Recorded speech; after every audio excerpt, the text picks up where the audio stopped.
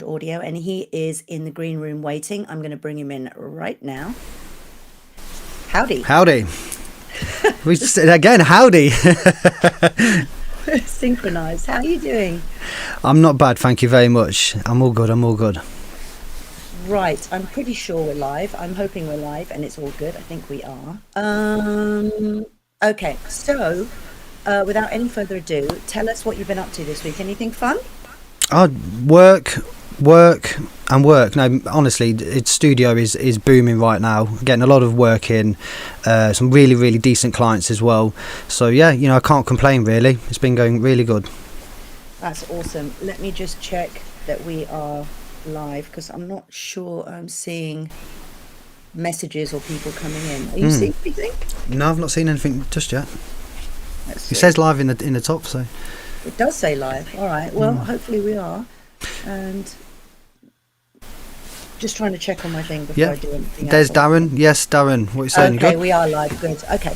So you've had a busy week. It's been good. We'll just give it a second for a few people. Yeah. Yes. Big up Darren Miller. Hi, Nathan. Hi, Easy, everyone Nath. who's joining us. We'll give you guys a minute or so just to catch up because we want to make sure. I was like, I don't think we're live. Nobody's here. Yeah, what's going on? Just me and you on this one, do you know what I mean? How to be a successful artist. No one cares. Yeah, no one cares. It is a one-to-one podcast.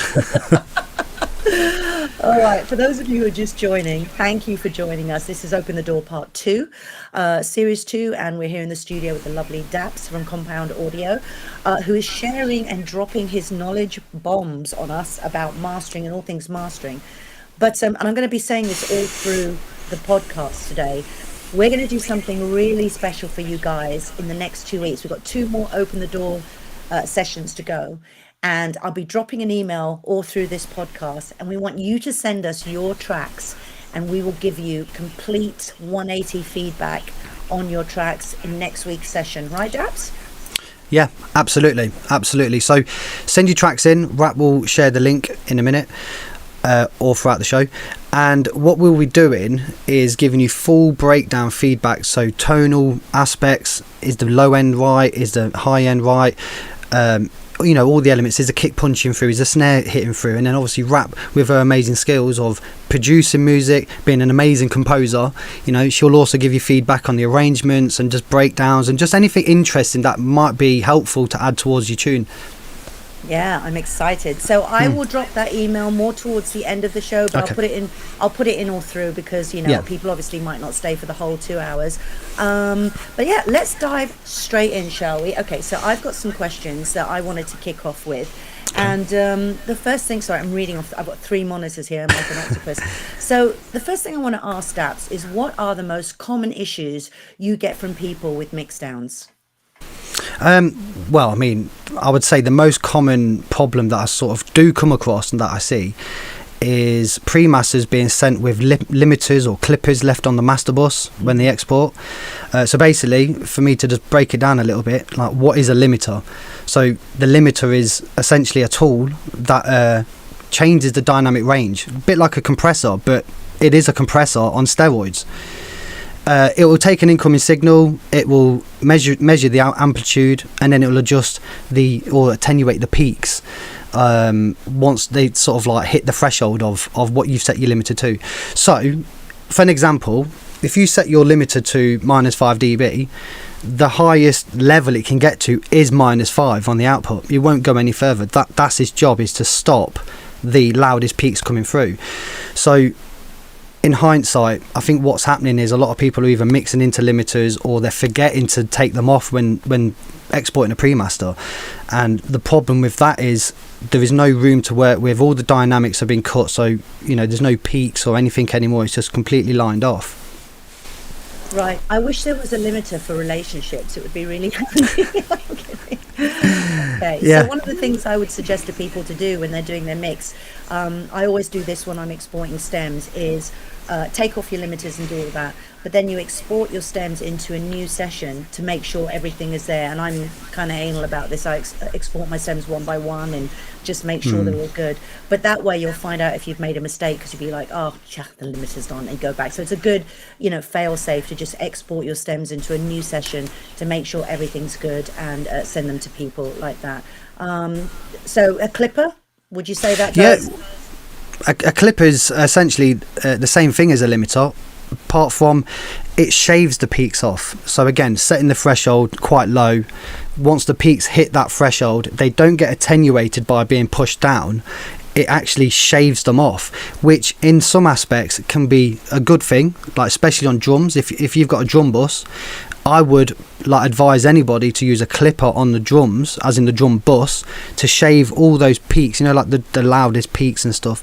Shave them off. You can do it with a hard clipper. With a hard clipper, that would generate more harmonics or distortion, or you can have it as a soft clipper, and that would make it more rounded. So again, having a clipper on the master bus, you could run into distortion and stuff, and it's not really good to submit your tune with it lined off, really. That's awesome. Thanks for sharing that with everybody. And just to say to everyone, please keep your questions to the last half hour, if that's okay, but we will look through them. I wish there was a way you could just pin them all together so we don't miss any questions. But okay, so here's a question for you. Is it better to have too much bass in a mix than too much top end? That is a good question. So I would say personally, if you're unsure, that is, it's better to have too much bass than having too much top end. And the reason why is because in a mastering process, or the mastering sort of application, you can control the low end better if it's too much, because reducing the low end is, believe it or not, easier than trying to add low end, because you can't add what's not there, you see. Whereas the top end, if the tune's too dull because it ain't bright enough, it's easy to add the top end to make it shine, to make it sound bright and open. Whereas in the other way round, if the track's too bright, you will start trying to reduce that brightness, and by doing that you can lose like the smack of the snare, or the hi-hats will stop being so ticky anymore, and you are pulling information away. So in like say layman's terms, if it's better to have more bass than too much top end, it's just easier to counterbalance these areas out.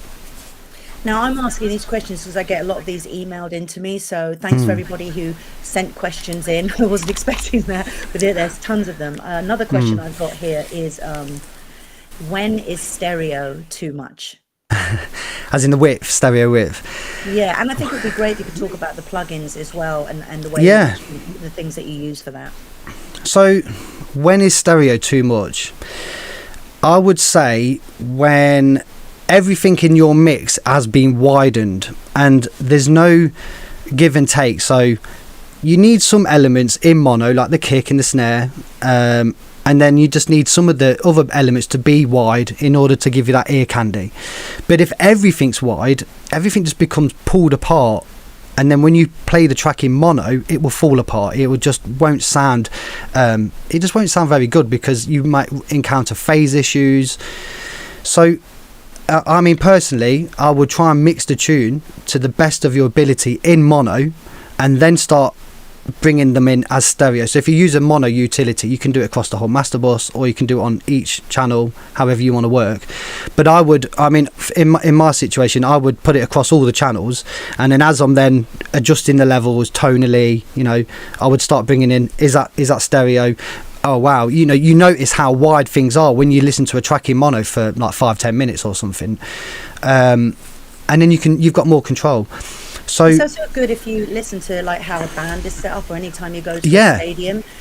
If you go to a stadium, you'll notice that generally you've got the drums at the back, you've got your bass, you've got your singers in the middle, and then you've got different percussion. And if you're laying out drums, for example, in your track, it's nice to add a little width to hats or pan them different places or stuff like that. But your main drum, kick, snare is going to be mono, your vocals going to be mono, but the ad libs can be stereo or pan. Do you know what I mean?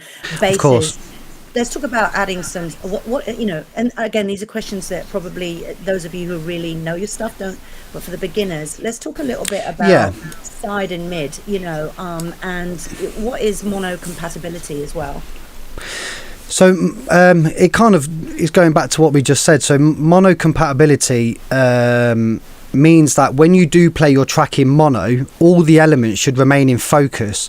So when you're playing your audio back, you should get this sense and feel of like, I can hear all the sounds, the kick and the snare and the bass. Nothing sort of goes away from you. Nothing sounds phased or anything. That's mono compatibility. I mean, we're in 2023 now, and even mobile phones have stereo outputs. You're listening to your phones in stereo if you turn them sideways. So, that's something to think about. Hold on. Hold the phone. What? Say that again? So mobile phones, if you turn them sideways, it turns to left and right speakers. On most smartphones, anyway. Did you all know that? I didn't know that. I'm sorry. That's cool. Mind blown. Didn't know that. That's amazing. That is cool. So, I mean, this is an arguable question here or answer. Most clubs play audio in dual mono. So what it is, it's not that you've removed the sides and you've not just hit mono. It's taking the left and the right and made them mono so that they're playing together in the center, because speakers are bridged together in a club, because you can't just like down the left and down the right. You would have to physically stand in the middle of a nightclub in order to generally hear left and right, that's not the case. You can stand anywhere in a club and hear what's happening. Do you know what I mean? Maybe when you're DJing, them speakers are stereo, you can hear what you're doing in stereo, but generally in a club, because all the speakers are bridged to each other, they're playing in dual mono. So again, this is another reason why mono compatibility is so important, because again, going back to what's a common problem, some tracks that I get, I'm listening to them and I'm like, okay, I hit mono and I'm like, where's the bass gone, or where's that snare gone, because they've stretched it out so much by using stereoizing or some sort of plugins that create width or wideness. It's actually phased the mono aspect of that element. So now, as I say, sorry, I didn't mean to cut in. That's cool. What's your favourite plugins for widening? Is there any? Because last week you told everybody about Track Spacer, which is awesome, and so is there a go-to that's a simple plugin that you really like for creating width on basses, particularly?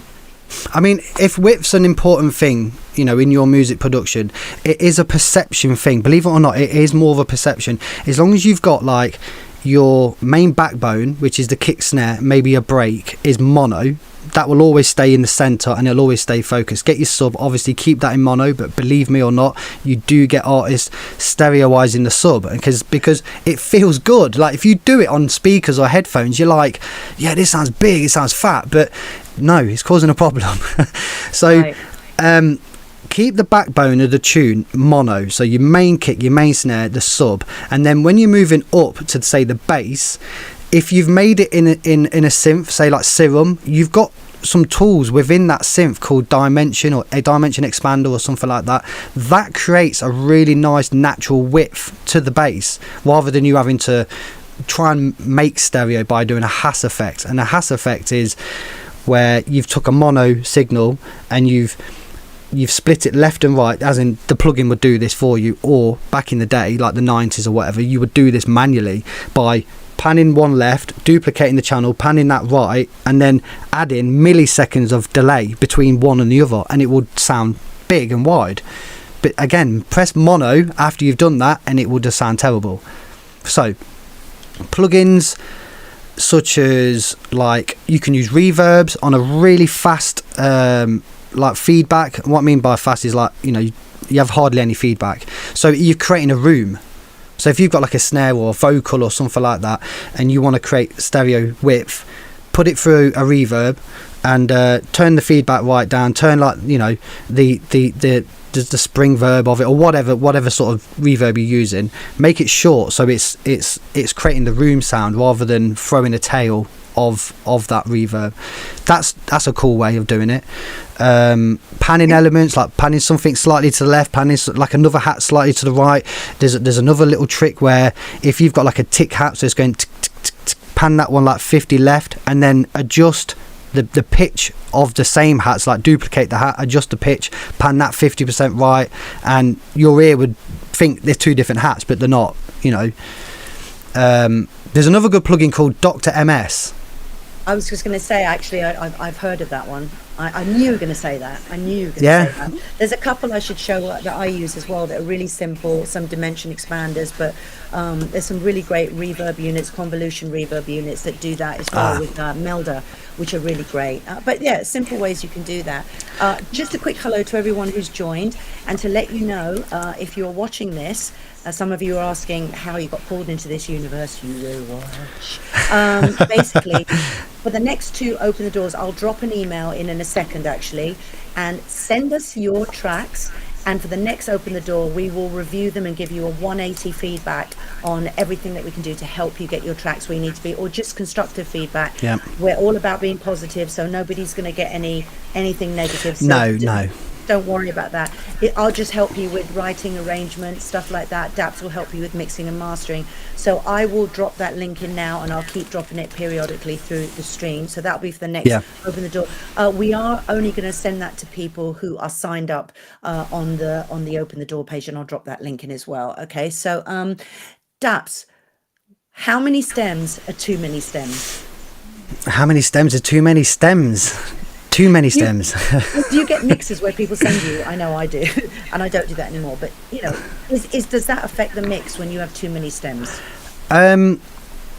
I mean, again, I think it's personal preference on what you prefer or how you prefer to work. But just going off past experience, there is times where I would get a semi-decent mix, like, you know, it's 50, 60% there. And they're like, oh, but I'll send you the stems anyway, so you can do your thing. And I'm expecting like 20 stems max, you know, 25 stems, say. And they're sending 50, 60 stems. And I'm like, boy, that's a lot, you know.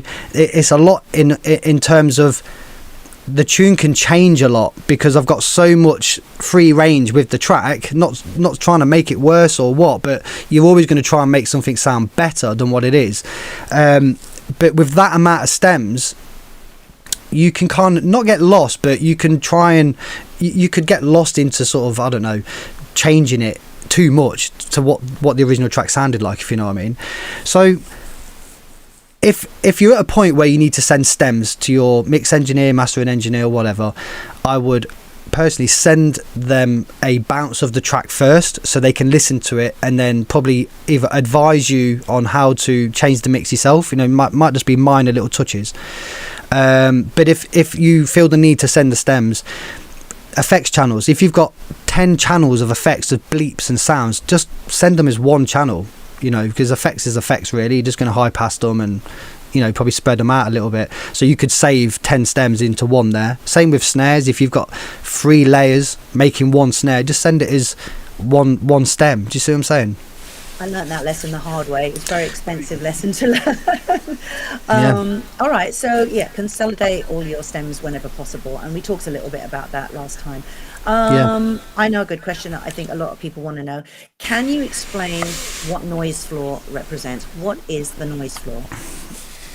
Well, a noise floor can be generated by like analog gear. So any analog gear would generate some sort of noise print. So it's be classed as a noise floor. And it's just like plugins. So plugins that emulate analog hardware, they will have a noise floor, like white noise or some sort of tone or hum or buzz, whatever it is. But at the same time, you could record a vocalist, and you might be in, you know, worse for wear situation where you've got like a fan going in the background, car noises, whatever, you know, and it's being captured on the mic. If you've got, say, 10 takes with background noise or just noise in general from the mic, and then you send them stems to a mix engineer, it's going to be amplified by 10 times, you know, the loudness. So noise floor, the way I see it, is something that just gets generated with harmonics, saturation, or just emulations of analog gear. So one way to get around it, using gates. You know, if you're recording vocals, put a gate on the vocal to filter out any noise. But in other terms of noise floor, you could talk about bit depths. Bit depths have different noise floors, has a different dynamic range at 16-bit to 24-bit. I mean, there's tons of information about that. I mean, that's a topic in itself, really. But okay. Yeah. Cool. So I think the last question I want to ask before we get into some show and tell soon, and we'll give some shouts out and do this, but I think the biggest thing that everybody struggles with, especially in drum and bass, is the relationship between the kick and the sub, right? So how would you say is the best way to get, now I know how I do it and I know how you do it, but what's the simplest way to get a good balance between, you know, a kick and a sub bass? And I you know, what's the best way to get a good balance between a kick and a sub bass? Well, if you're just starting out in music production, one of the easiest ways that anyone would tell you is to sidechain your kick to the bass. So, which means when your kick hits, you set up a side chain so that every time the kick hits, it's triggering the side chain to the bass. So it ducks the bass or the sub or whatever. So what that's doing is just creating space for the kick to sit and the bass to sit or the sub. But if you're a bit more technical and you want to really carve out a sound, then that's when you need to start looking into the frequency or the key scale that you're working in. So for example, if you're working in D minor and your sub's sitting around 36 hertz or something, as in the fundamental, that is, then you're going to want to go up one harmonic, which is an octave, say. So you're in D1, for example, and then your kick wants to be in D2. So every time it hits, you're in the same frequency, as in the same scale, in key, as in key scale. That way, every time the kick hits, hypothetically it's in, and you get it in phase, hypothetically it's perfect, so that you don't need to sidechain if you get the phase right, because you won't outphase yourselves, if that makes sense. You can still use sidechain, but if your sub and the bass is hitting in the same key, like so octave 1, octave 2, octave 3, for example, you're hitting perfectly within key. So you just need to use like oscilloscopes and stuff like that, where you can see the waveform.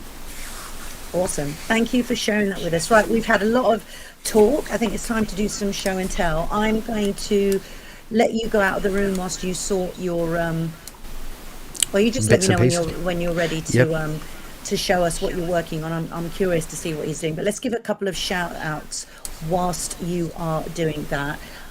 Big shout out to Dapz. How you doing, Dapz? Dandy Cooper, Nathan, that's me. General Strange, how you doing? That makes me laugh.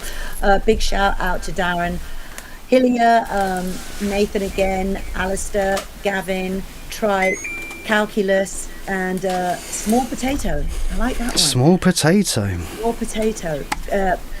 Christian, I can't pronounce that. Arcadius, that's a cool name. Anyway, there's loads of people in here. Thank you so much for joining, and don't forget, next week I've dropped some links in there. There's a bunch of handy links in there for you. Sign up to Open the Door. You just go to djrap.com, click on the sub menu underneath Open the Tribe. It's a big red button. Just click on the sub menu underneath that. It's free to sign up, and then you can email us. Of course, I've dropped the email in there, your tracks as well. We'll be playing people's tracks who are signed up to the newsletter, and we'll give you like some feedback and hopefully help you out. I've also put Dapz emails there if you want to approach him for mastering. Do not email him asking him what he thinks of your tracks. That's what this is for. So we'll do that for the next to Open the Doors. Let me know, Dapz, what you are, and your questions, we're going to answer them towards the end of today's session. Let me know, Dapz. Are you ready to show us? Yeah, sure. Yeah. So what are you going to be doing for us today? So I thought it'd be a good idea to pull up one of your tracks, which is forthcoming, I believe, called Higher. Yeah, oh, thank you. Okay, yeah, that plug time, shameless plug. The new track Higher is out on Friday, I believe, the 30th, and that is exclusively on Beatport and Spotify. I think I put the link in there, actually. Yeah, I'm pretty sure I did. Did I or did I not? If not, I'll put it in now. Maybe, yeah. But and then it's out worldwide. It'll be out 2 weeks after that. But please support it. I would love that and love your feedback. So show us what you've got going on in here. Just 1 second. So Steve, just to answer your question quickly, we would prefer the WAVs or a 320 MP3. So don't send Dropbox links or SoundCloud links or anything like that. We need the actual files when you send your tracks. Oh, that's good to let them know. Thank you for that. Yeah, I thought I'd let them know now before people start rustling up everything. Okay, so as I say, we've loaded up one of your tracks, Higher. What I've got in front of us here is the pre-master, which is this one here. Then we've got another copy of the pre-master in red. This one will be the before, so it means every time we flick from the mastered file to the before file, we're going to hear the difference at equal volume. So by doing that, we know what we're doing is sounding better, hopefully. And this was not a quick master, but it was a master of the tune, and I think it was just to get it to the ballpark of being a competitive loudness. So I've dropped it in there as a reference, so when I flick to that, I want to know what's it sounded like limited or clipped. You see what I'm saying? And also, I don't have a problem if there's something that was, feel free to tell people if there were things that were problematic for you, or because this track is all sub, and when you're on Spotify and you're listening on your phone, you want to make sure that those subs cut through, and normally put a little wave shaper on there or some sort of mid or plugin that you'd use or whatever. So it could be maybe there were some problems when you had that, because I wanted this to be all subs. That's right. I mean, I remember, to be fair, there's no shame in it, but I sent you this tune and you was like, I like what you've done, but it just needs to be a bit more aggressive, a bit more gritty. And I was like, okay, yeah, leave that with me, bish bash bosh. Sent it back to you and you was like, I love it. So again, it's having that communication between the artist and the mastering engineer. Just so we don't deafen people, let's start low and then bring the volume up. Yeah, what I've done is I've bypassed all the processing and I've just basically left this final clipper on, which isn't really doing anything. It's just there as a keep net, again, as we were saying, to prevent things from going over 0 dB, to prevent any unwanted distortion or anything. So, and then going back to last week, you want to check this out. If you did miss last week, was talking about applying the ceiling to the track so that it makes the D to A converters work better. So we go into a bit of depth into that one last week, so it's worth checking out. So I'm going to play the tune, have a quick listen.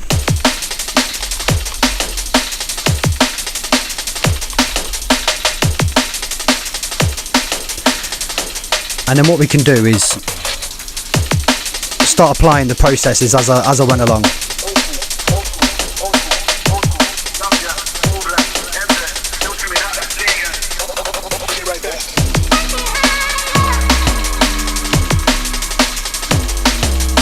I mean, just that bass there is weighty in itself. So can I just interrupt for a second? If that's too quiet for everybody, let us know if you need the music turned up. I think it will get turned up, so apologies if that was too low, and don't start racing to turn your headphones up or speakers up, because it's going to get louder anyway. There you go. So yeah, we're coming from the drop here. So first things first, I use this plugin here called Rezo, because in this lovely melody here, bring it right back. There's a couple of resonances going off in the piano.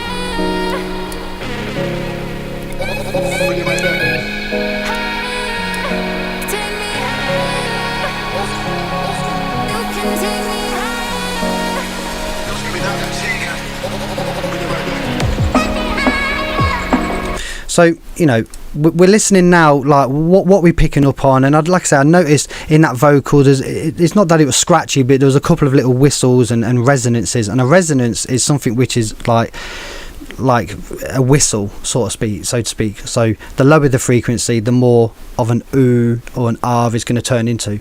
And this plugin here, Rezo, it's great for detecting these little areas. So we'll turn this on.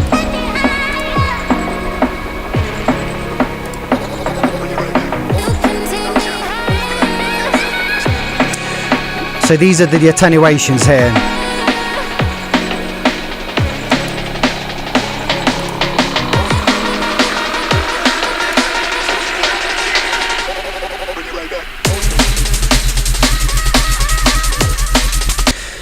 So this is, like I say, just de-resin. It's just removing bits and pieces. You can listen to it on Delta. This is what it's taken away from the tune. See, it was just a bit too ringing. Yeah, it's not that it was harsh, but it's just taking away this. So I'm saying, so it can get annoying. Next in the chain, I use this great, this is from Analog Obsessions. It's actually a free plugin, and I love this plugin. It adds a really nice colour and texture. The reason why I added this is because the mix on this tune was very clean. It's very clean, that by just adding this, it adds a bit of colour and saturation to the actual track. It's not going to change it in volume because of the way I've set it up, but it does add a nice bit of character, should we say. How very dare you calling my music clean? It's dirty. Too clean. It's dirty. So I'll exaggerate so you can hear what this is actually doing. You hear that fuzz? See that fuzz? It feels like it's wobbling. Take it off. And back on. It kind of makes things feel like it's like fuzzing and wobbling at the same time, and basically I believe this is just generating even harmonics. So it's a really good tool to use. Moving on to a bit of EQ. I knew you wanted this to be bass heavy, which is great.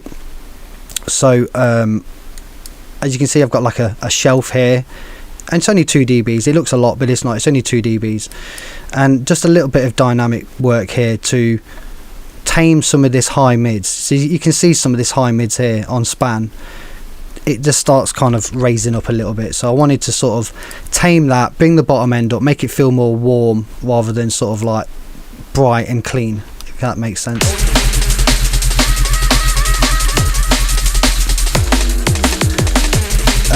Going back to clipping, I needed to now remove some of the overshoots and the peaks. So Flatline is a great clipper. I mean, there's loads out there. There's Kazrog, K-Clip, and there's loads. But I do like Flatline. It looks a bit like Pro L, but it's just a really, really nice clipper with some great features on there.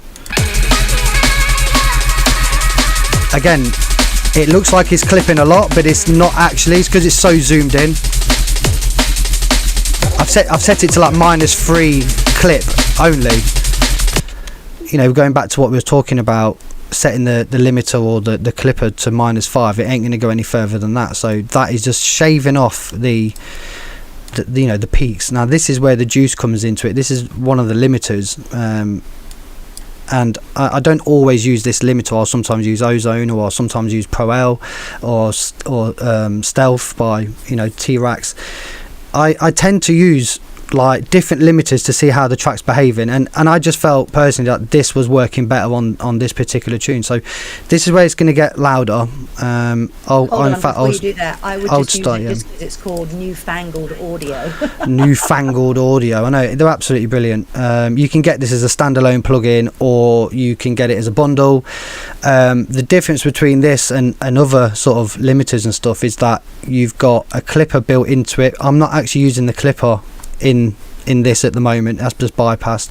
You've got a great transient shaper. So going back to this limiting and clipping, how it shaves off the peaks, this can then bring back the peaks. You have to work with it very subtle, and then you've got a limiter EQ. So I've kind of again just found a couple of areas I wanted to excite and bring out again, and that's because of coloration from the limiter. Like, limiters will color the sound, so I just felt like when I was pushing into this, it was taking away the top end, so I just sort of added it back a bit further down the line. So I'm going to engage this now and then bring it up, because it was at +7, I believe.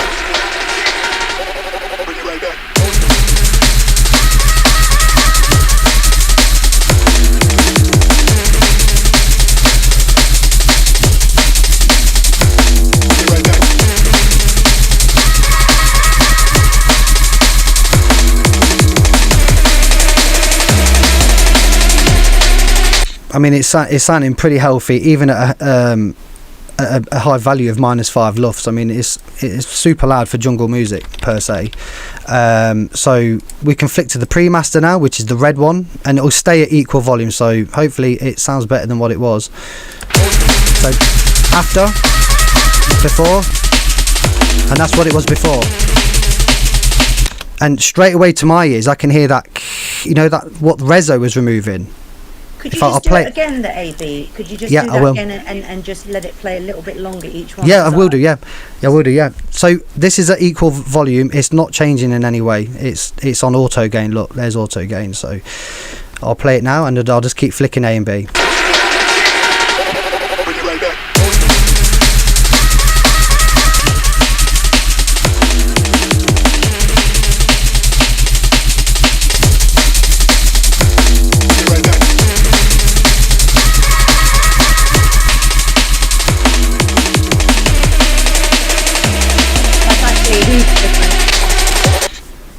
It's a huge Sorry? difference. Sorry, I said that's a huge difference. Yeah, it's huge in terms of we've de-resonated those higher frequencies and we've made the track more focused. That's the way I perceive it. Like I say, when we were listening to the tune with no plugins on it, we weren't saying, oh, well, I can hear that ringing out, or it sounds dull, or it's this. You know, we heard it how it was. Our ears were telling us it sounded great, but as I went through the process chain, hopefully it got better and better just by adding the processes.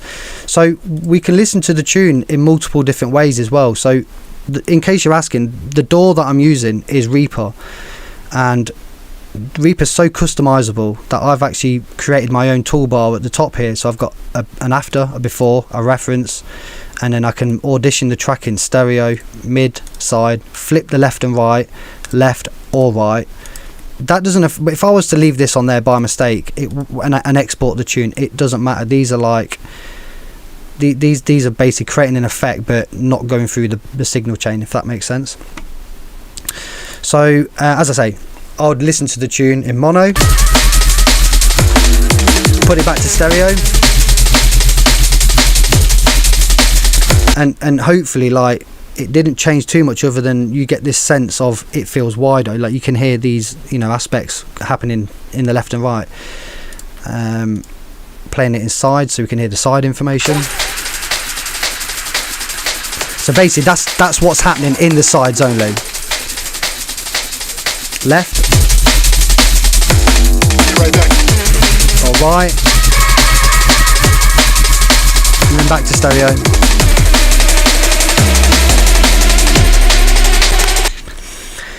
So that's that one in a nutshell. As I say, it's not a deep process, but it's just knowing what to do. It's also cool that you can see in the span, you can see the side information, you can see all the different levels of information there with the lines, for those of you wondering what's going on there. So it's cool, you can actually see how much sides you have visually if you prefer to look at it that way. Yeah, well, I mean, in the spectrum. In the spectrum, so on span, if you come to the far right of span, you can see that you've got MS, so mono stereo as in sides, and you can see the level here anyway. But the way I've got span set up is very customized, so that you know, I can see it in different ways. If I just turn the volume down and just play the track, you won't hear nothing. So this grey blob here, that's the sides only. The green line is the actual signal, and then this one, what's sort of hanging around, is the max overall peak. It's like a peak hold, so I know what was hitting at that time, or what was the loudest thing, what frequency hit the loudest at that given time. So, you know, I can see in a way how LUFS, you know, integrated LUFS works. It measures the sound over time, so that's kind of what that's doing. It's indicating to me what's happening over time rather than in real time. So I think that, you know, for most people, that's sort of a good mix that you've got. You didn't have to, you just did your thing, right? But what about problematic mixes? Do you have any examples to share with us of music that maybe things that you had to do as a workaround, or things like that? Because I think that would be beneficial for everybody. Yeah, I mean, you know, I can definitely load something up in a minute, and Right. we'll go through it. So basically, I'll take yeah, this go on. off the screen whilst you are getting that done. So it's just you and and then I'll let you load up, and I can give some shouts to people if you want, Sure. if you need some time. So let's see, we've got Nathan. um, let's make some wicked drum and bass. You know that General Strange, awesome. Save your questions if you've got any questions. We'll do the questions, I guess, the last half hour or so. For those of you who are just joining, next week we're asking everybody to email us. I've dropped some links, and I'll drop them again now in a second. Email us your track. You have to be signed up to the newsletter in order for us to play those tracks out. We'll give you 180 feedback. I'll put those links here as well. So let's see. Here we go. So this link is to sign up to Open the Door. It's free and I don't spam you. I just let you know when we're going live and stuff like that. That's it. So sign up to that. It's free. And then email us your track. I can hear myself on your headphones now. It's so funny. Sorry. No, it's fine. It's hilarious. And then email us your mix. And remember, no limiters, no clippers on the mix. Well, I mean, if you've got a track that's already mastered, then feel free to send it. You know, it's up to you. You can either send it loud, as in your own self loudness, or you can send it as a pre-master. It's your call. But what would you say, Rap? Like best to send it as a pre-master? I think, well, it depends, because you might actually want them to listen to the master and see where they maybe could improve, or maybe it's fantastic. Do you know what I mean? So I'll be listening to the track more from a writing perspective. And I think maybe it'd be good to send in your master, but you can definitely send in your pre-masters as well, because I think it'd be valuable for Dapz to say, if I was getting this, I would turn this up or that up, or blah blah blah, or there's too much stereo, or maybe you could pull this back and dial that down a bit. So a mix of either or. And do you want them to send it? How do you want them to send the track again? As a WAV file, correct? Yeah, if you can send it as a WAV file, or an MP3 320, whatever's easiest, as long as it's the actual file and not a link. Yeah, no links, please. Thank you. And make sure it's your track. And if it's a remix you've done, it doesn't matter. It's still your work. You know what I mean? So that's okay. Just make sure if it's a remix, you have permission. If it's a track that's about to be released, I don't want to get into trouble for that. So make sure you have permission from the label. Yeah. So I thought this would be interesting to bring up the Saviour remix masters.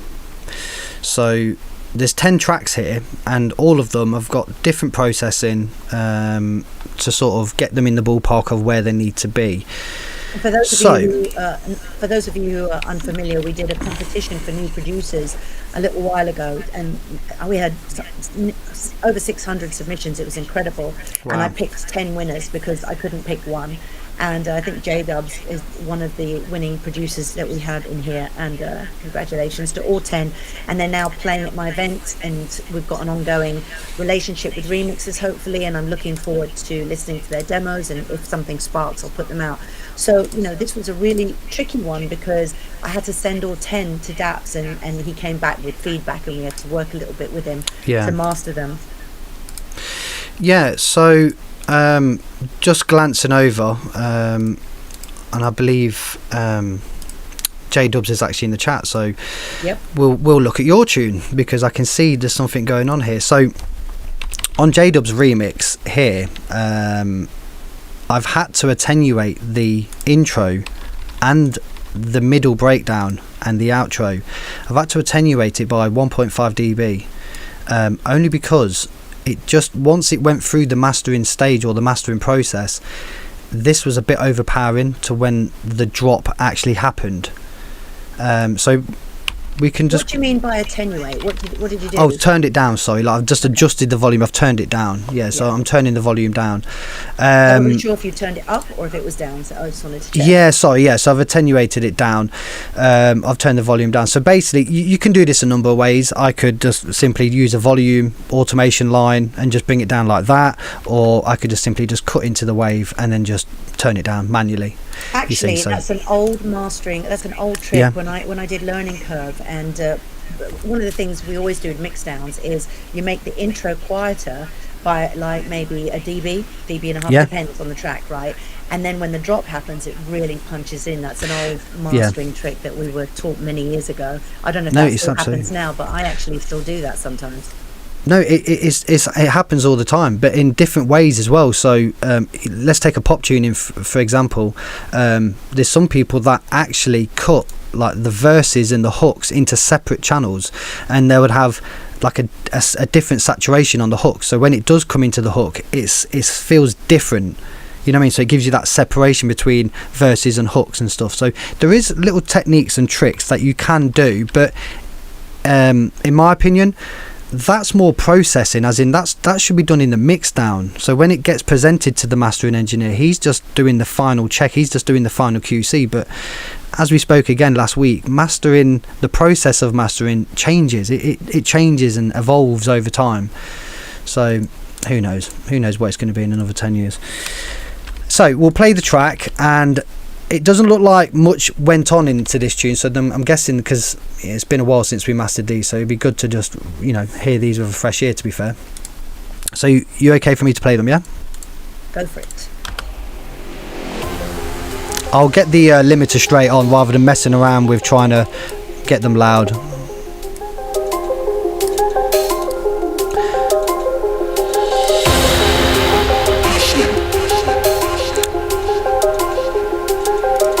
So, by looking at this already,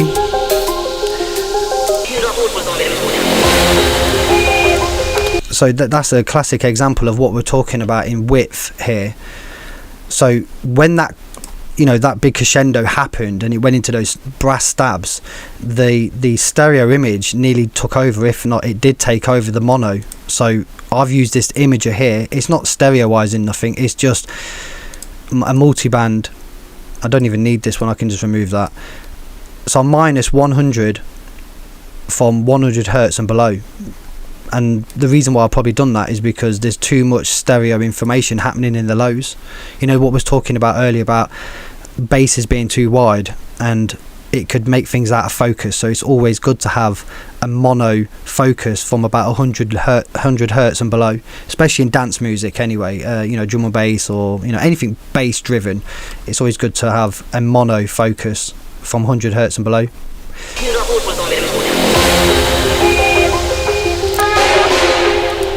So you can see here, look, I've just turned it on and it's dropped it a little.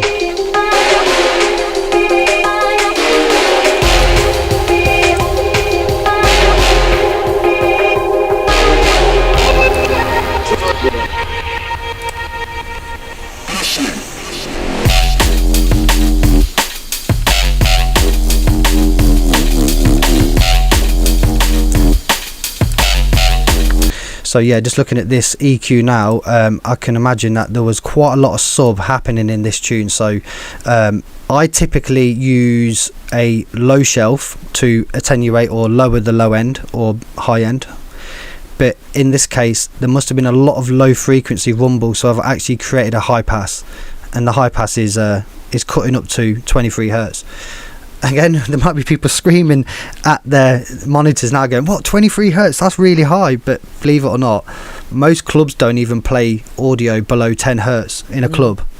Do you know what I mean? So you know, the monitors I have in the studio, I'm very fortunate enough to have full range monitors, but they only go down to 20 hertz. And to get a genuine 20 hertz out of monitors, you need like either a very big room, very big pair of speakers. But you know, the monitors I've got, they produce that well, you know, for a small speaker anyway. So yeah, it was something that I felt, you know, because 20 hertz, 30 hertz, you know, you can feel it, but hearing that, I don't know, you probably could hear 30 hertz, but it's more of a sensation you get. So I've just basically trimmed that down. That as well is a bit resonant. So it's like an ooh sort of sound. So again, I just felt like that was a bit too much, so that came down. A clipper once again to attenuate the peaks, because if we zoom into this wave, you can see how it's got a lot of peaks. If you can you see that, you know, with these peaks here, Right. yeah, if I zoom out a bit, you can see all these. Yeah, you're cool. So basically that's an indication to me that there's been no clipping, there's been no heavy compression or limiting applied to the drums or the bass or anything like that. And it's a personal decision. You know, he might not want to have done that. He might have wanted to keep this dynamic, but in order to get the tune loud, you will have to clip drums and limit basses, limit subs, or, you know, whatever's going off in your buses. It's just the nature of the beast in today's market in order to get tracks competitively loud. So let's just see what this clip is doing, because it's set quite low, but I've also used the output to bring the level down as well, because obviously it might have been distorting. So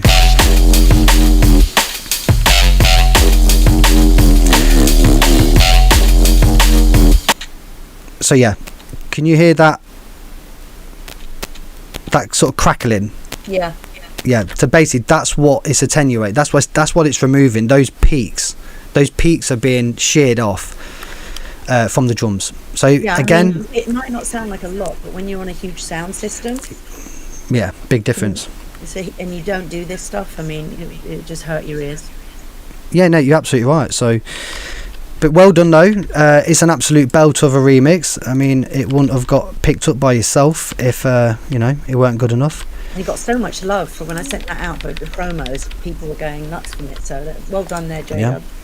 Yeah, and the Solar one as well. But Solar, I've worked with Solar for a long time, and I kind of already know what he's trying to achieve, and he also sends me like a self master or a loud reference track. So he's kind of like, this is what I'm aiming for.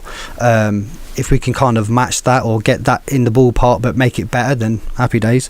But again, we tend to do that little trick a lot, where again I've lowered the intro in the middle breakdown by 1.5 dB, again just to make the drop smack harder. So again, similar trick there on that one. Right, this one, it was slightly different. Let's have a look into this one here.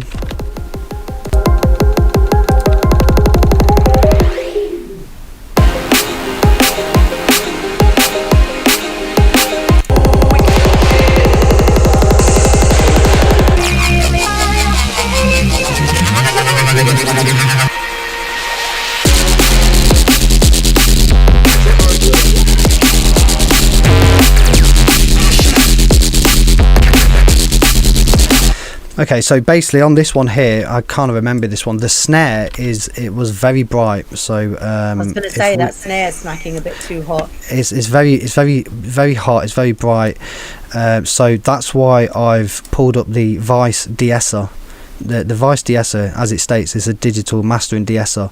I believe this came from one of the digital analog units, which was used a lot in the 90s, you know, especially on dance music. So pretty much all those old tunes you remember from 90, you know, late mid 90s or early 2000s, they would have gone through this sort of device, but the analog digital version.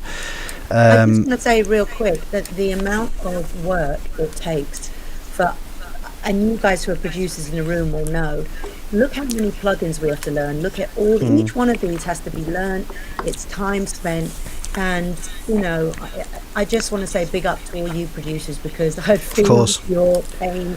And, you know, if I knew that learning music was going to be tens of thousands of hours, you know, learning stuff, the amount of work you have to do to make music is incredible. It's much easier to be in a band. Which part of being in the band? The mix engineer or someone who's setting up the sound, you know, the mics and stuff? Yeah. Well, I've been in bands, and I can tell you it's a lot more fun than being on your own in a studio, like playing with plugins and disappearing to, like, you know, nowhere land for like 20 hours and just watching endless YouTube videos about compression or stuff that are just, you're falling asleep as you're watching it. You know, you've got to learn it. It's like just part of it. Totally get. But going back to what you were saying about learning the plugins and stuff, you really do need to sit and work with the tools you have. Only because different plugins will basically get you out of different situations. Like one EQ might be different to another one, and that's for a reason. So going back to the Vice de-esser, so I'm going to bypass some of these plugins now, to be fair, just so we can really listen to what is it doing.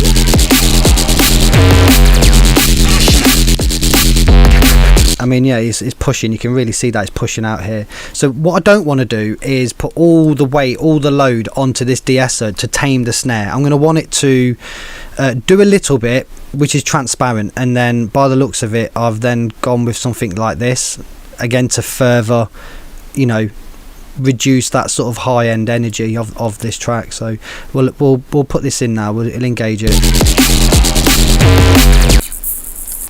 So that's what we're attenuating here and turning down, and you can see it's just all that energy there. Look.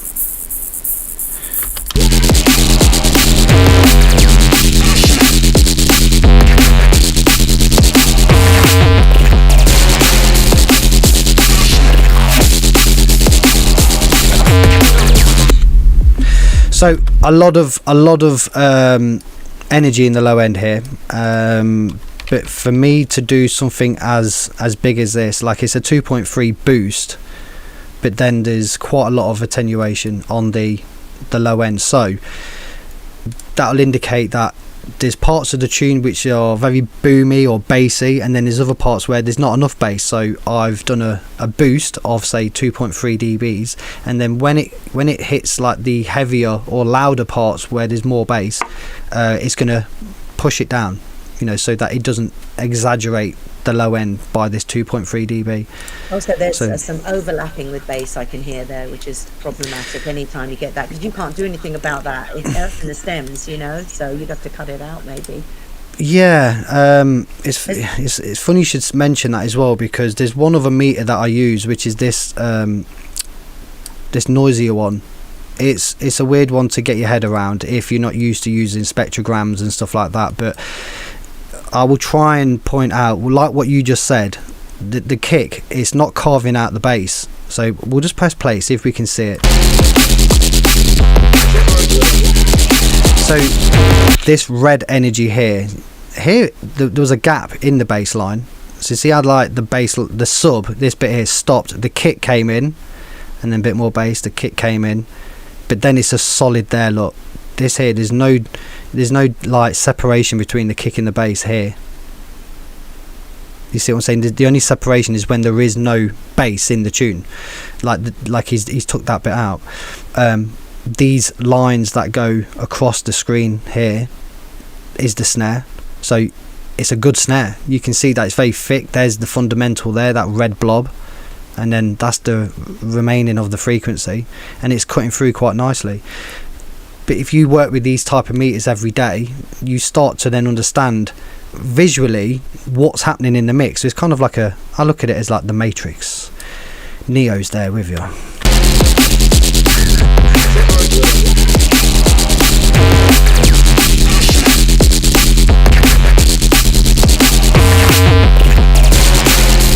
So you see what I'm saying? You can see where the kick's hitting in, where the energy of the kick is, but it's just not, it's not cutting through with the sub. It'd be nice if you had a nice side chain in that, or just dip the volume when every time the kick hits, you know.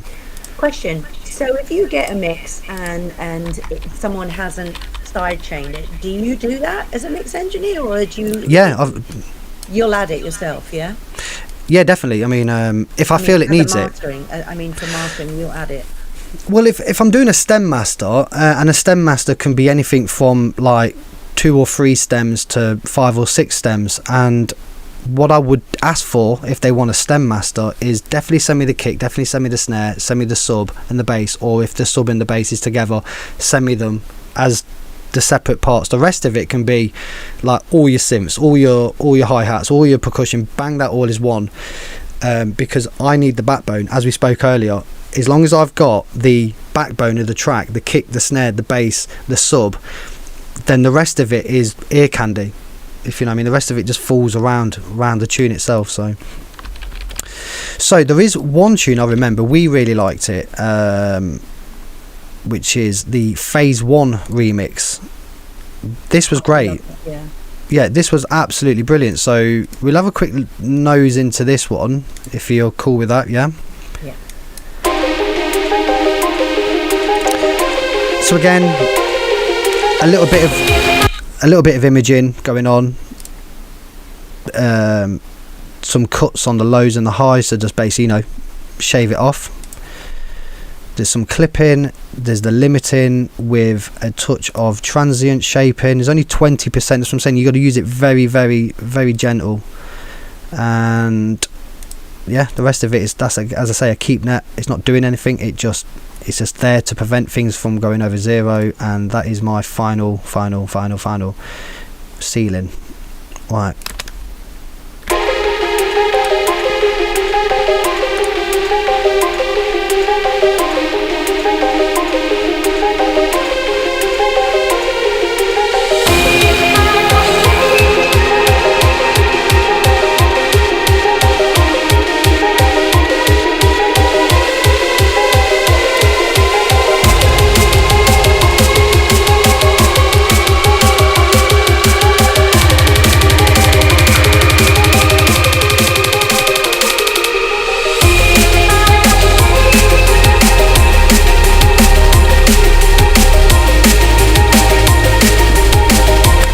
Proper rocking out. So if you noticed, it's beautiful.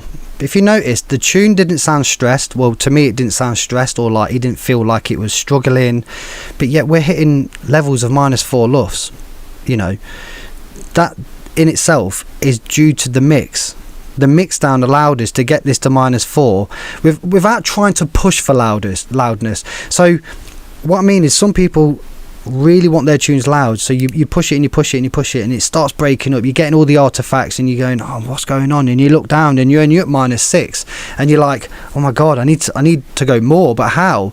So it's down to the mix, really. Like, the mastering can do like 10% of the way, but you get a really, really solid mix like this one, for example. You can push it and it sounds absolutely brilliant. As I said, you can't polish your turd. You can. You can't polish your turd. Get the mix right, and because the mastering is not going to fix things that are like, I don't know. We mentioned this last week. There are certain labels that I don't even bother opening the promos anymore because they're just constantly they're just so horrible. It's like listening to popcorn, and I'm like, what's going on?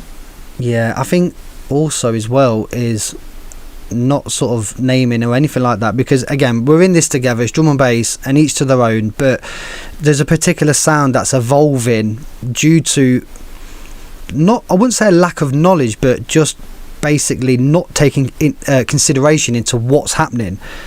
In their minds, loudness is everything, so they're like instantly, bam, let's get Camel Crusher on there, bam, let's just get OTT on there, and then just smashing the tune to pieces.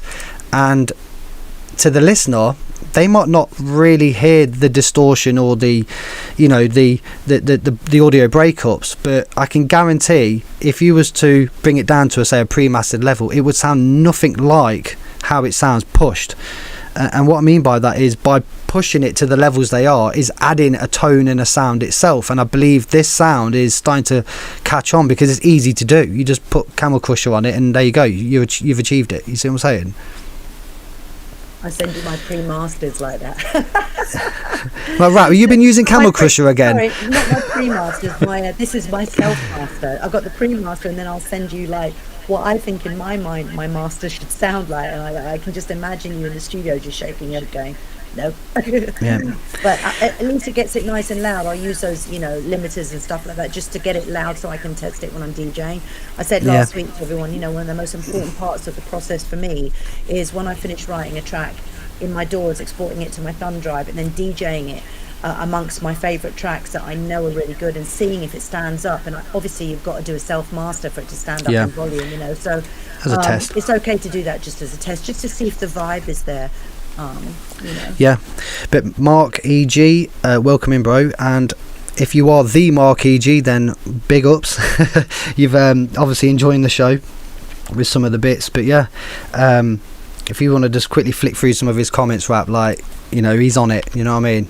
I know. Hello, Mark. I didn't want to interrupt you whilst you were talking, Dapz, but let's say no. Mark and everybody else, and thank you for being so nice. It's nice not. I think I have the nicest lives. There seems to be very little. I'm probably going to get it now. I said this, but that I never see any trolling really, or any horrible comments, Yeah. or not too much spam. I don't mind you, you know, letting us know Yeah. a couple of things you got on, but be respectful, and I love that you are, and I'm grateful. So thank you. Yeah, excellent. So we'll have a quick look at another one. Let's just see which one this is in a minute. I've turned all the plugins off, so we're not going to blow our heads off. This one was a good one as well, if I remember.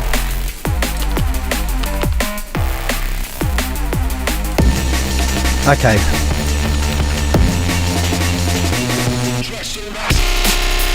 Yeah, okay, so... I like that. Okay, this one is like edgy. It's like edgy. So let's just have a quick look into this one, because without again trying to pull the tune apart, there was a couple of things in this one, and I believe this was one of the tracks where I got back to you about, can we make some amendments in the mix? So let's have a quick look.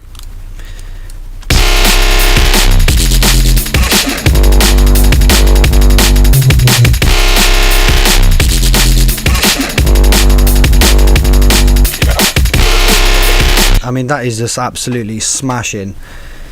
But it's a sound. I don't normally like tracks with elephant sounds in them, but this one was good. Well, the thing is, though, it's different, because when you go across all of these tracks within this project, it needed a sort of jump up vibe in there. So, so I will play the before and after on this one. So this is after processing.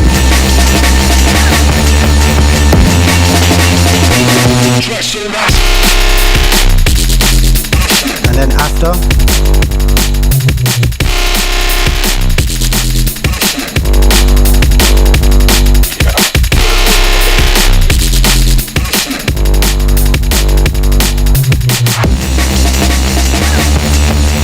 So there wasn't a great difference going from before and after on this one. I felt like the mids were brought forwards more, but I got this sense of like the track was pumping on the before.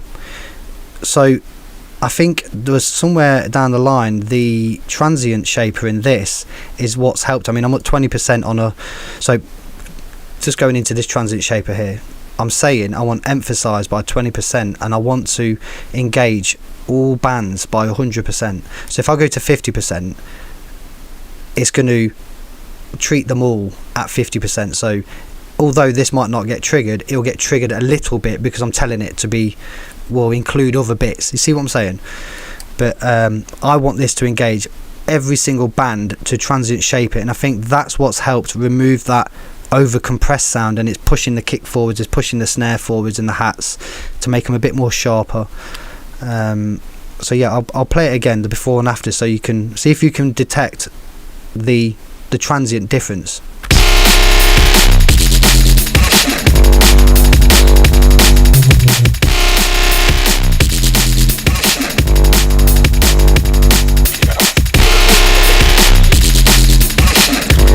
Not only that as well, but in the before, the high end was out the box here at 20k, and wow. I've managed to, yeah, I know, I just caught it now, so I'll just get rid of that. I'll play the before. Look, see how the high end's kind of shaped quite nicely. It's rolled back here, and then before it's smacking up here. Again, we're talking like 20k. It's an area that we don't hear, but believe it or not, and this could be a whole topic in itself, but when exporting tracks and they're going on things like YouTube uses like a weird type of compression where, in order for it to make the file smaller, you know, for compressing it down, it kind of listens to the top end and goes, do I need this information? No, okay, well, I'll chop it off. So if the top end, honestly it does. I've learned the hard way here. People have uploaded tracks that I've mastered. These are more drill tunes. It wasn't so much drum and bass, it was like drill tracks, and I've listened to them and I'm like, but that doesn't sound like the master. And I've contacted them and I've said, did you upload the master? And they're like, yeah. I'm like, well, have you heard it? It doesn't sound right, it sounds weird. You did that with me with the Kate Bush remix that I did, remember? Yes I did. In fact, you're absolutely right. So with your Kate Bush remix, it just translated really weird. So again, like as a learning curve, it was about, well, hang on then, what's happening? So I looked into it, and as I say, YouTube takes this like information up to about 16k, and it kind of decides whether it needs it or not, and then it'll chop it off. There might be people that say no, that's not right, because Dan Worrell's done a video on this and it debunks all that. But the difference is with Dan Worrell and how he went about doing his findings was he real-time recorded the audio back. So I'm talking about like uploading the track, then exporting it from YouTube. How does it behave, rather than just real-time recording it? If you download the tune, if you set it to downloadable, it is the actual file. But playing it back, YouTube's doing this weird decoding thing on it. I don't get it. It's really weird. So again, something to think about. Taming the top end, and for anybody that wants an easy solution, use standard clip. As I say, it's not doing anything. This is just running through standard clip. But the trick is, it has this oversampling section, and it just reduces the tops. It rolls them off. See the curve there? It reduces. I can make it worse. Like I can turn it right down, and see how it's getting shorter. The more, if I press play now, it'll get more duller and duller.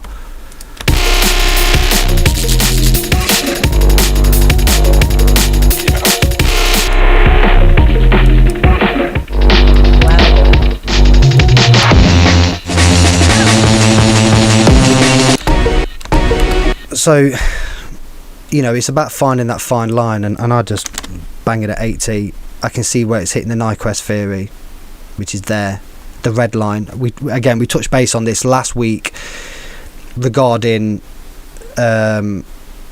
basically fold back distortion. So when you're using loads of clippers or using like loads of saturation in the digital world, it goes past the Nyquist theory, then it has to fold back on itself because the computer doesn't know what to do with the information. Whereas analog gear, it doesn't do that because there is no Nyquist theory depending on the unit. So check out last week for that one. So yeah, I mean, all of these tunes were great in one way or another, where they had their own differences. Do you know what I mean? Some of the processing that I've applied is similar, and that's because this is an LP of remixes. So I kind of wanted them to be in one way. I wanted them to kind of not sound the same but be the same. So because it's an LP of remixes, but they were still mastered as an individual tune, if that makes sense. Yeah, I think that, I mean, and you nailed it, Dapz, and it was good to get them, and I think a lot of the artists, some of them it was their first, they were really new releases for them, so it was great to get that feedback. I think it'd be good if any of you guys have, oh my gosh, there's some big messages going on here, what's going on? If anyone has questions, Mark's just written an essay. God. I'm not sure that. But anyway, I'm sure it's informative, so have a read. If there's any questions, because we may finish a bit earlier tonight, if we're done doing what we're doing, we just do this as long as we're up here for. So yeah, I'm going to post those links again and just say to everyone, feel free to sign up to Open the Door. If you go to my website, djrap.com, there is a red tab and a drop-down menu underneath the red tab, and it says Open the Door is one of the menus, and you can sign up. And these are some of the links here. I'm going to post them in here now, and then email your track to us and we'll give it a review, a breakdown. So but yeah, J-Dubs, just going back to your message a second ago, yeah, I mean, Music 2000 was the poor man's way of producing on the PlayStation, and so he's basically saying like he missed last week's session, but he watched it over the weekend and he loved how I started off on a program called Music 2000, and before that it was just called Music, but here's the joke. So Music 2000 had a sampler, and it was like a 10-second sampler or something like that. But what I used to do is I used to get the breaks off the records, off the Motown records or something, and you would play them like fast so that you had more sampling time. I mean, you must remember something like that from using Ackeyes or Emus or something, where you would play the samples faster so you could sample more information. That's right. And I mean, my first one was an Ensoniq keyboard. Wow. And you had, I think it was 8 seconds of sample. I can't remember exactly. It was a long time ago. But it was about 8 seconds or 4 seconds of sampling time, and you'd be speeding up the record so you get as much information in as possible. It was hilarious. And actually, the way I learned to DJ was sort of, with a Syntronics turntable and then a tape deck. I didn't even have, I was so poor. I was so broke. I drove my other roommate, so it was like 4 girls in this squat. And, I had this like turntable and this tape deck, and you'd be trying to rewind like the record into the tape, it was just a nightmare learning how to mix that way. Thank God for Pirate Radio Station, where there was actually decks set up and I could practice on real equipment. It was such an amazing thing to go on Pirate Radio Station and do that. But I think my first computer was an Atari 1040, and then I had a Notate, and the programs I used were Notator, Cubase, and then I went from Cubase to Logic. I used Logic for years, and then I discovered Ableton and became a Bableton, and I was like, Bableton. Yeah, but you got loads of qualifications on Ableton like years ago, didn't you? You basically enabled yourself to teach on there. Well, they keep saying to me, why don't you just get certified? I'm like, certified. I don't want to pay $2,000 every year just to stay. I mean, if you've got experience, you've got experience, Sure. And I did an Ableton course. I think when Ableton 9 was out, and it took me a whole year to design the course where you learn every single parameter. And and it was a long time because I had to edit it and do it all myself, did the whole thing myself. But I love Ableton. I've got a great relationship with them, and they're lovely people, and I love the DAW. It's a phenomenal DAW, and every DAW has something a little different that is spicy, but for me, Ableton is when I'm teaching students, they're making tracks right away, and they're learning to remix with the right views and stuff. So if you're using the arrangement view, but if you're using the other view, you can start remixing within the first lesson, and I think people love that. I'm just going to close this window if you're finished with that, Dapz. Yeah, sure. Awesome sauce. Get your lovely face back in there. Let's see if there's anyone asking any questions. Now's the time, because we'll finish off. But I think that these old days making music, it's such a difference to how it is now, and I find to how it was. I don't know about you guys or you, Dapz, but I find myself going in the studio less, and I do it in spurts. Like, I'll have suddenly a need and a desire to make all this music, and I'll spend like 1 week going completely nuts, and like last month I made, I think, 5 tracks in 2 weeks, and then 3 weeks will go by and I'll be like, I'm just not feeling it, because it's so much work. It's so much work, and I'll have 4 or 5 tunes on the go that I'm working on separately, because that helps keep me interested. Yeah, I think at the end of the day, when you've got the writing bug, just do it. Go in there and bang out as many tunes as you can, because you're in that mode where tracks are writing themselves. But if you feel like you're struggling or banging your head against the wall, years ago when I was producing, I used to start making hip-hop. I was making drum and bass, and I was like, I can't, I'm stuck, I've got writer's block, and I'll just like start making hip-hop, on a chiller, just take some samples. I will have to listen to some of that. We've got a couple of questions here. What do you think of Dolby Atmos in D&B? Dolby Atmos in D&B? Well, you certainly couldn't play it in a club unless the sound system was Dolby Atmos surround. I mean, I'm too honest. You know me, Rap. I'm too honest. I'll just say straight up, nah. I think that might be an important thing to tell people, actually. Like, the different sound systems in clubs, Function One, you've got all these different sound systems.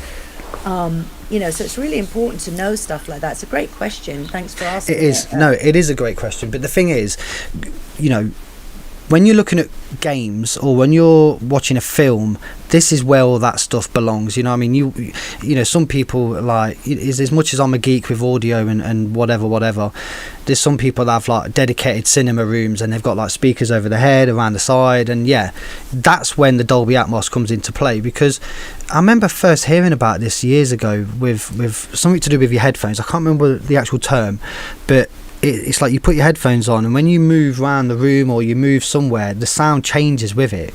I mean, what's that about? I mean, are we trying to put ourselves in some virtual reality or something?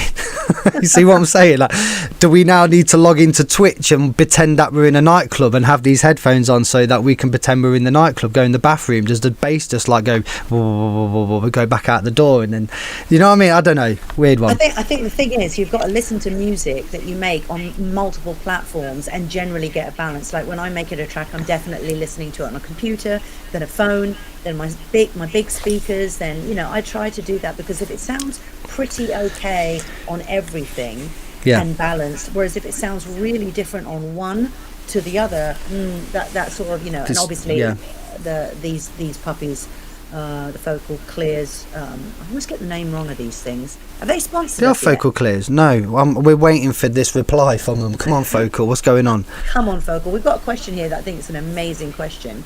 Do you feel worried that AI will affect us? So I'll take this one if that's okay to start with. Sure. It's interesting. I was having a conversation with a designer today who used to, an amazing designer, Junior Tomlin. He does all the rave flyers. He's basically the Banksy of the rave scene, right? And I was basically asking him how to resize a particular thing to 300 dpi. I was having some problem with it, whatever, because I was doing the new merch line and I was making all my designs and I was using Mid-Journey and I was doing all this, and he was like, well, hold on a minute, you're calling me, but I'm not making the design for you. I went, which I love you, help me. I was like, no. And we were having a laugh about it, and I was saying to him, you know, you pay a designer and it could be, you know, 350 quid, 400 quid, and then you're paying someone to create the advert, and then I'd much rather do it all myself. I think that there's some good things about AI, obviously. It's like everything else, right? There are going to be people that use it for ill content and ill intentions, and there are going to be people that use it the way it should be used, and it was intentioned for. I tell you now, and I probably shouldn't say this because now someone will go and do it.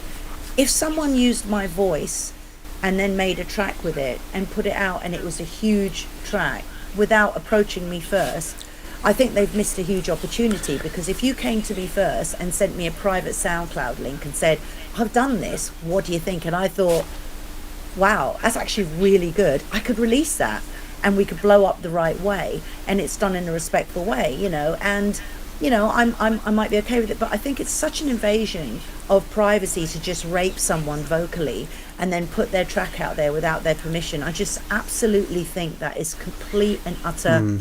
I'm not going to swear because I don't want to get strikes on YouTube, but you know, kids do watch this stuff, but I just think that worries me. It's no more of a worry than somebody taking Dapz's face and using it on a porn site, or get my good side. My good side. But you know, I mean, you can't stop people and technology. And the problem is, and I was listening to an actual discussion of this today about, and this was on LB, what was it? The news station, LBC or whatever it's called. And they were saying, like, in order to stop all the bad things, you would have to stop all the good things as well. And to a certain degree, we've got to live with that. And it's only going to, they were talking about deep fakes and what is fake, and you know, how it really crushes some people's lives professionally when people use it for ill intentions. So, but then again, I use AI for separating. I used it for the Kate Bush remix. Do you know what I mean? I mean, I got permission for that. But I used it for that. There's some great AI tools out there that will separate the stems for you and do that. So, I don't know. Just touching base with that remix you did. Do you remember when I said to you, surely your people can talk to their people and you can get the vocals? And you're like, yeah, if you're prepared to pay 10 grand. No, it's 25,000. 25,000. Yeah. This is what I'm saying, is madness. But anyway, rather than moving off topic, so with the AI thing, as you just said, you know, you smashed it. There's a time and place. So, for example, I just showed you some masters, and I was using Rezo by Master in the Mix. Now, potentially, that is an AI plugin. It listens to the audio and it goes, well, I think you should dot these areas here to de-res the audio. So, you know, I would be a hypocrite to say that, oh, I don't want to use it and I don't like it, because you've got to use it to your advantage. I mean, the scary thing is, yes, you've got AI to make websites, you've got AI to do a whole heap of things for you, which, you know, can benefit depending on the line of work you're in. But for someone like me to just sit there and click on, oh, analyze this, okay, I like that result, next thing, analyze that, it's a bit of a cop out. Like, you know, I've worked for years to be in this position of like being in, you know, mixing and mastering for various labels and artists. To just sort of not put my 100% into it would, you know, I don't know. I just say, though, yeah, like what I was touching, to circle around and end on this, like when I was speaking to Junior, the designer, I was saying it's great to use Midjourney, you've got to, but a designer understands the right prompts. You know, Yeah. like we're still a ways off. Otherwise, you can end up with 7 toes and 500 fingers, and it doesn't do text, for example. But it's helped me so much with artwork and things like that. But still, if I really want something done properly, I still have to go to a designer. But it's useful for simple stuff. But I think for you, you can get an AI master, but you're not going to get the same thing as the person actually analyzing doing it. every bit of it. Because let's face it, when you're doing a mix, it's all about adding the plugins to add a little bit of volume by adding things, some small, tiny steps create this whole picture. So you could stick one plugin on, but you're missing the whole story. So, you know. Yeah, well, I mean, Mark's just said, like, do you think you'll be out of work when it figures out? I don't think so, because there'll always be a need. There'll always be an for- OnlyFans page. There'll always be an OnlyFans page, you know what I mean? So, the end of the day, as you've just said, there'll be people that have had close rapport with that person and they would rather have that human touch. You couldn't go to the manufacturers and say, can I sit in on that mastering session? It's like, you couldn't do it. So, you know, there'll always be work. You know, it's like Tesco's. Can we say Tesco's? But it's like going there. There's no one on the checkout now. It's self checkout. I mean, come on, you're doing. Really? Well, not everywhere, but do you know what I mean? You can go to the majority of places like Poundland, Tesco's, wherever, and they've got their own self-checkouts. You just go there, scan all your own items. Oh my God, yeah, so I've got. annoying when you go to Lidl. Please scan now. And she's Well- like bossing you around, and you're like, I'm going to Marks and Spencer's after this. What do you do with Lidl? You're so bossy. But this is my point. Like, you know, it's always going to evolve and evolve and evolve. So, you know, if you know, just personal experience, like we've done tests with Landar and eMaster and all these other things like that, and you'll see on YouTube as well, people have done actual comparisons. If you've got a really, really good mix, a really, really tidy mix, then Landar might do like a good job. But the thing is, if you've then changed the snare or you've changed the kick and you're like, oh, I've got to redo it again, you've got to pay for it again, and then you're like, well, it's one of those where I don't know. I just think it's better to work with somebody and have that communication with them. Yeah, there's no way I could have got where I am with my production or what I'm doing without, you know, the help that people have given me all along the way. And at the end of the day, AI can't yet. It can. There are some. I've looked at some just for fun. That they'll write a tune for you or put in a prompt Yeah. in it, or and I thought, all right, let's check this out and see how. And it's so awful.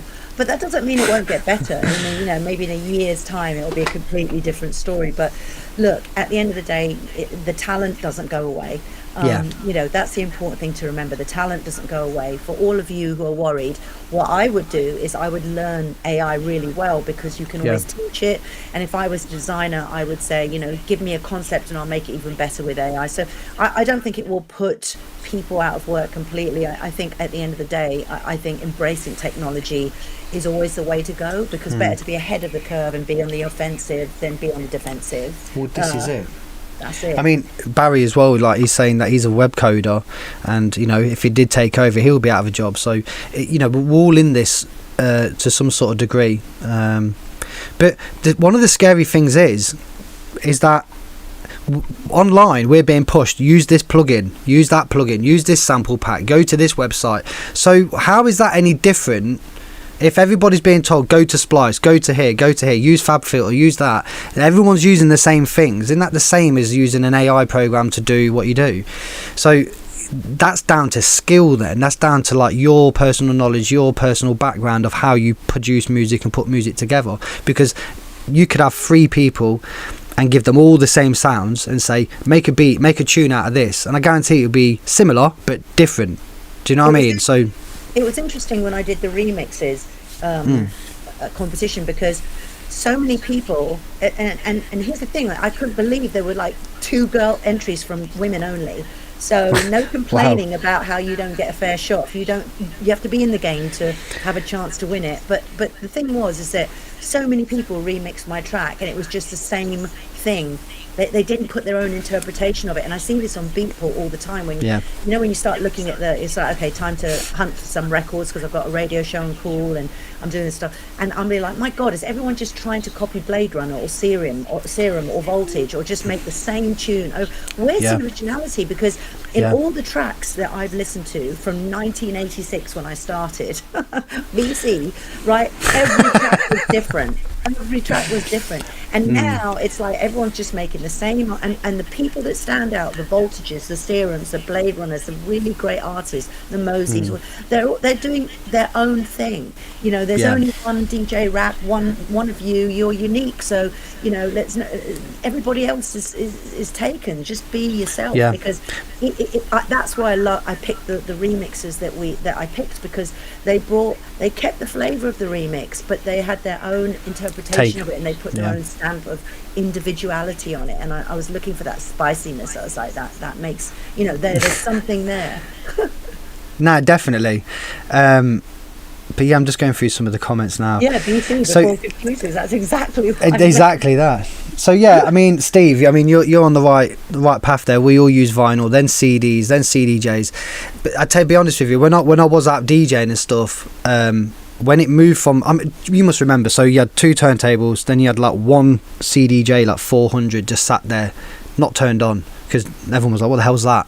Do you know what I mean? And then you had 2 CDJs and 2 turntables. Then the turntables decided to get put to the sides and the CDJs were put in the middle.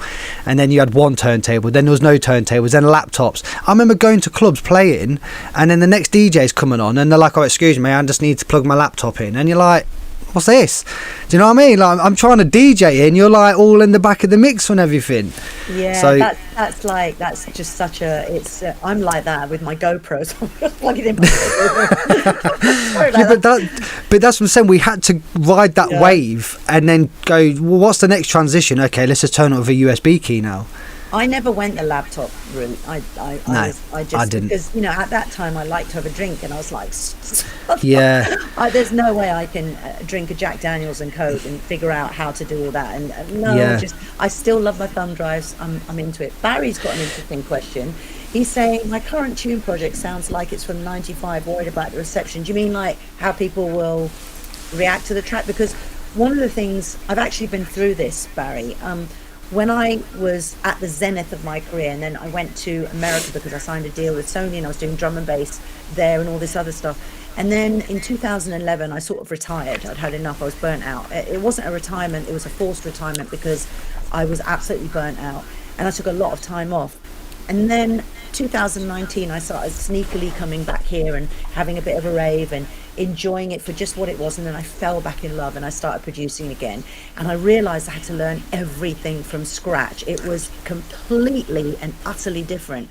And it's really hard to make that old sound and have it stand up against everything else. So one of the people that I love who's able to retain that is, Blade Runner, Voltage, all these guys, they're able to bring that old element in and make it modern, and a lot of the times the biggest issue is just the bass lines and the beats. So the thing that I do in my tracks is I try to keep that vibe in there that I'm known for and what I do, but I do make sure that the drums stand up, the mix stands up, the mastering stands up, and the bass stands up, and it's a different thing. However, I also have a set of music that I play that is just jungle, that I found that people have made, and there's a whole genre of that. There is. And I would suggest going on Beatport and listening to jungle from 22, 21 years, 22 and 21, and listening to how people are doing that and A-Bing your tracks. So it's okay to have that vibe in there, but you still got to sort of bring it up a little bit to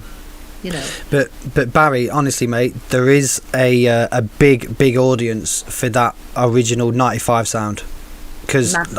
I get loads of it. I get loads of this jungle stuff, and there is like a transition of real old stuff, and I mean it's just Eamon, like you just have to listen to Busy Bee's show, like literally on Eamon Therapy. You'll hear that, oh my days, you know, some people are taking Eamon manipulation to another level. Do you know what I mean? They're like doing some crazy edits with Eamon's, but not only that, but because it's still a thing, I get lots of restoration work, so remastering from that, or you know, if we have to cut the vinyl, like, you know, rip the vinyl again and restore it and then remaster it, so be it. But there's a lot of labels that I deal with that we're remastering all the old stuff from even as early back as early 90s, mid 90s, you know.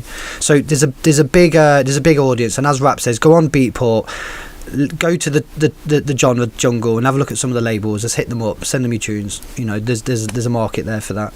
Yeah, again, I mean, it also depends on the kind of sets you play. For example, if I'm playing at a festival, you know, I'll play a certain sound. If I'm playing a moon dance or a jungle jungle mania, then, you know, I'll play a jungle set. And the thing is, I've got a lot of remixes that are like Spiritual Auras remixed, you know, a Roughest Gone Arc I did with Blade Runner. There's different mixes, and they've just been brought up a bit more modern because... And you've got to understand it from this point of view, because I've explained this to promoters a lot.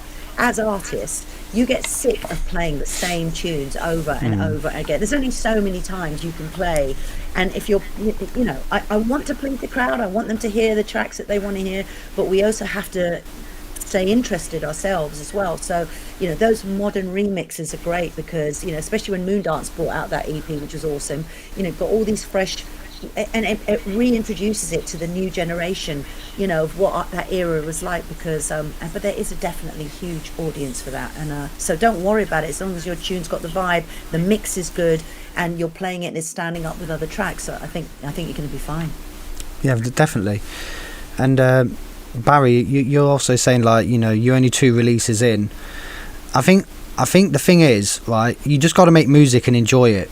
You know, don't get like taken back by everything so technical and overlooking things. You've got to use this EQ, you've got to use that compressor. Just do your thing. I mean, to be honest, some of the mixes that get sent that has hardly been touched, they're like, oh, can you review this or have a listen back to it? And you're like, well, it sounds great. You know, it sounds good because you've kept it natural. It doesn't sound like you've just obliterated it with loads of plugins.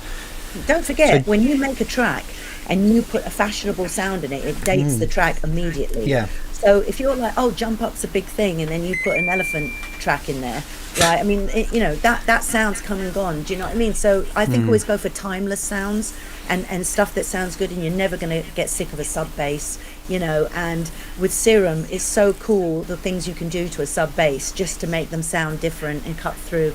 And you know, jungle's just, I don't believe that it will ever die. I think it will keep morphing, but I don't think it'll ever die. Yeah. And in fact, I got a call from a promoter yesterday, and they're in America, and they were like, I don't know what's going on, but jungle's massive again in where they were, you know. And it's certainly, I know that it was a big sound at Glastonbury, and there was a lot of things going on, and so, you know, there's a lot of things happening, and it will always be there, and it will evolve and do its thing. So yeah. Anyway, I think that I just want to say thanks to everyone. I think that maybe it's time to call it a night. We're finishing a little early because that's what we do. We go with the vibe. Don't forget, you can catch the other Open the Doors on my YouTube channel. Just go to the Open the Door playlist, and I am condensing these and editing these, and we'll give these to people who have signed up on the newsletter on the Open the Door sign up. You'll get edited down versions of these. They take me a few days to edit everything. We're going to get your tracks for next week, so definitely email me your tracks, 1 track, please, and make sure you are signed up again. And if you do feel like supporting, my new track Higher is out on Friday, and it's pinned at the top there. Thank you so much. Pre-order it, please. It really helps us artists a lot. And Dapz, that just leaves me thanking you again for being so generous with your time. I know you're so busy, been busy mastering all day, and then you jump in and do this with us. We really appreciate it. No, it's an absolute pleasure, as always. You know, thank you so much for giving me the opportunity. No worries, man. We'll see everybody on the next one next Tuesday. Yep. We'll kick off at 7:30. And thanks again for everyone. Share the links around. Share this around. Help us do this. We're trying to give back to you guys, and hopefully this has helped. And we'll see you on the next one where we open that door, part 3. Love and bass us. See you later. Bye.